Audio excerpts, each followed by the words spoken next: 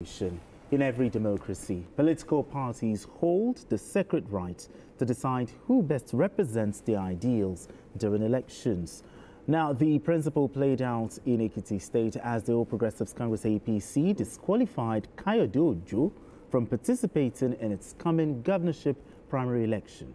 According to the party's National Working Committee, Ojo failed to meet the stipulated nomination requirements outlined in both the APC Constitution and the Electoral Act. His disqualification leaves Governor Biodun Oyebanje and Atinuke Omolayo as aspirants cleared to contest in the October 27 primary election. I mean, since this story broke, there's been also a ton of comments. But first of all, I want to know, what specific provision of the APC Constitution and the Electoral Act did Kayode Ojo allegedly fail to satisfy? Okay, that's a very good one. I think it's basically the APC rules that he couldn't make, which is that you must be nominated by 5 people in each local government. Remember the screening committee had initially, given him provisional clearance until it was referred to the national NWC. Yes, NWC. However, the Electoral Act says Section 84. Section 84, subsection 3 says that other than the conditions spelled out in the law, a party does not have the right to impose extra laws. Now, this can be tested in the court, because I know that courts are usually very, very slow to change the decisions of party. Now, there are two points that Kayode Ojo can bring up. Number one, that the Electoral Act does not. You can say that singular reason that for which he was disqualified is contradictory to the Electoral Act. Another thing he can say is that, look, he should have gone to the Appeals Committee, not the National Working Committee. Now, usually what the law says is that the court cannot interfere in the internal affairs of the political party. Ruling. Yes, if they have not contradicted the provisions of the law. If they are, there's a clause. There's a clause to it. If Kayode Ojo can prove that there has been an infringement, constitutional infringement, or infringement of the Electoral Act, well, it's likely to. This is what I know about the law. I don't know what arguments the APC would bring or to counter. Would bring. So those are his best. I think probably his best arguments that he can make against this disqualification. Tony, does failure to meet nomination requirements justify, a total exclusion? From the primaries. You see, we know how politics. I hate using political jargon to solve political issues. It's clear. The present governor is from the same political party with Kayode Ojo, right? So, of course, he wants to go for second term. The party will not want somebody to continue to truncate it. Everybody wants, all governors I know in Nigeria wants to go for second term. So the party definitely has to come into play here. So what they did, you can use the law, you can say, but I know it's still political. What I expect Kayode Ojo to do at this point, if it's popular, if he believes it's popular in Ekiti State, I think he still has enough time to go into another, use another political platform to propagate this. But would that not affect the APC's chances? Because he has supporters. No, he has supporters, but if he feels he has been disenfranchised by the party, he has been denied his right to contest, I think the law does not stop him from doing that. He can seek another political platform to further his cause.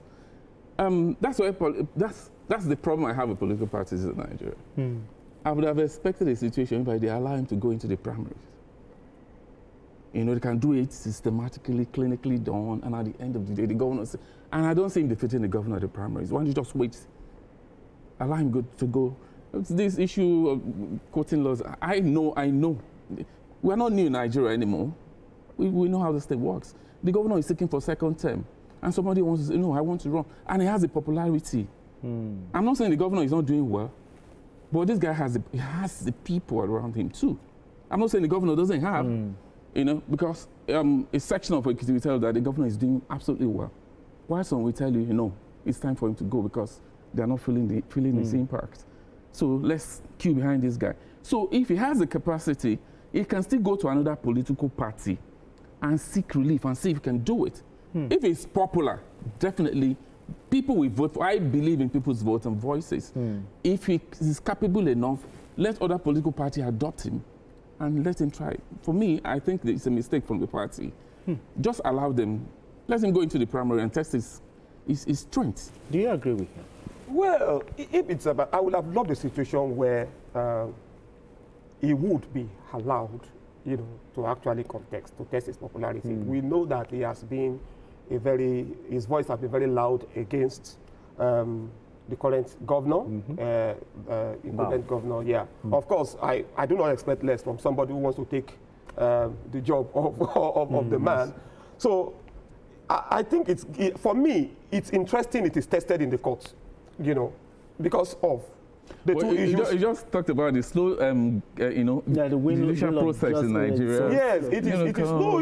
We've seen a situation where somebody, you know, it happened in the case of Rivers, where Rotimi Amechi later became the beneficiary of the victory. So anything can happen in the court, depending on what you bring to the court. And I feel that all those arguments and the verdict of the court serve to enrich our knowledge about what goes on. However, you know, it's up to him, because if he does not want to waste his time, if he feels time is going, he can decide to join another political party. But, you know, we also know that defeating the incumbent is very, very difficult. So it's up to him. But currently, I think he's planning to approach the court. So we'll see how it goes. We'll see how it goes. Okay, you talked about the party may or may not have made an error here. But do you think the disqualification could affect the APC unity as they go into this election? No, I don't think so. Because many of the members, many of the supporters of Kayode Ojo will definitely frown. There are chances, though. So, but another way I look at it is it depends on how the governor handles the situation. I've seen the governor. I've heard him in most cases, you know, angrily, you know, throwing tantrums against his opponents. I don't think that's what we need at this point in time, because the law does not stop these people from contesting against you. Let's be realistic. Truly, we belong to the same political party. And the law doesn't say, I'm yet to see, you know, that part of where you are allowed to run for 8 years straight. So expect competitors. If you do well within 4 years, you don't need to entertain any fear. Do you think the governor is scared of this kind of you know, he's scared. You think the governor is scared? Yeah, he's scared. He's scared. This is my opinion. Yeah, I've heard him. He's scared. You don't need to panic over these things. If you do well, you can go to bed on election day, because your work will speak for you. That's what you're saying. Otherwise, why would they disqualify him? Let's be realistic here. Why would they disqualify him? I have the right to run against you if you're my governor. We belong to the same party. Why would I wait for it for 8 years? If I feel you're not doing well and I have the capacity to turn things around, I can run against you. Why would that party come in and disqualify me? Citing all excuses. It doesn't make sense, and they tell us to go to court. I have every capacity to run against you if I feel you are not doing well, and the party should, all the party needs just give us a level playing field, and let's go contest it. Okay, let's look at the merit and demerit of the allegations. Has Kayode Ojo, has he breached the rule of the party in any way to warrant the disqualification? Well, according to the NWC, you know, there were petitions against him. You remember that there was a screening committee that gave him that provisional that cleared him, provisional clearance. So there were petitions, all right? And the NWC said, look, based on this. However, it's going to the appeals committee. Okay, so I think let's hear what the appeals committee will say. But another thing I don't want to rule out is no matter what happens, you know, Tony said something that he should governor is scared of him. I don't know about that. But I think that he's a political heavyweight, yeah. I think that we cannot rule out the possibility of coming to a resolution, you know, even if he's aggrieved and all of that. The governor can talk to him, you know, stakeholders can come together and pacify him, and then you can come. You can't do that. No, you can't do. I think it's better because I think in the end, let us not preempt what is going to happen. You know, appeals committee might decide to let him run. Okay, so we'll wait till then. But what I think should happen in the best interest of the APC in that state, I think that they should find a way of resolving it. You know, you should find a way. You can't just look down that man and say, look, he's a featherweight. He has no. Let him go. Let him do whatever he wants to do. You know, let him just. If he likes, let him go out of the party. If he likes, let him get aggrieved and all of that. You can't do that. Because they would need his support, even if in the end he doesn't win. But I would have loved a situation where all of them level playing field. The other woman is not complaining. It's not allowing me. In her own case, they said she had not contributed financially up to date. You know, she had not up to date. You know, up to date financial commitment to the party. But I don't think she's fuming. But it's Kayode Ojo who is popular, and I think that is his second shot. You know, he also tried. Do you think all the candidates were given a level playing field, you know, during the screening process? Well, only one person is complaining. Two people were disqualified, you know. Only one person is complaining. The other person, I don't think she said that she's aggrieved and all of that. So let's wait and see how it goes. I do not think that I can't really say that they were not given a level playing field. The only person that seems very disgruntled right now is Kayode Ojo. And he feels that it was orchestrated. It was maliciously orchestrated against him. So we'll see how it goes. I think that's what happened. You know, I'm even surprised that in Ekiti, somebody from the same party is challenging the incumbent. It is very rare news across the state. You know, because you hear, what you normally hear is that nobody can challenge the governor.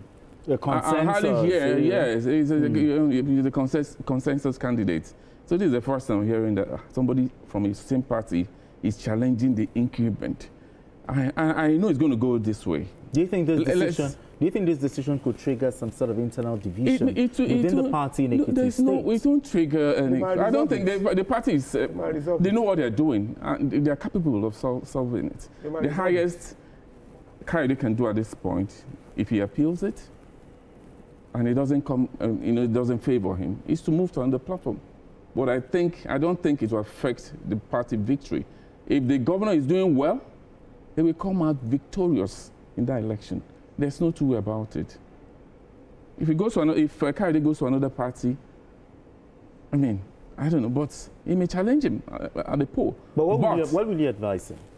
At this point, to do? At this point, I would advise stay in the party and support if it's me, whoever the party brings.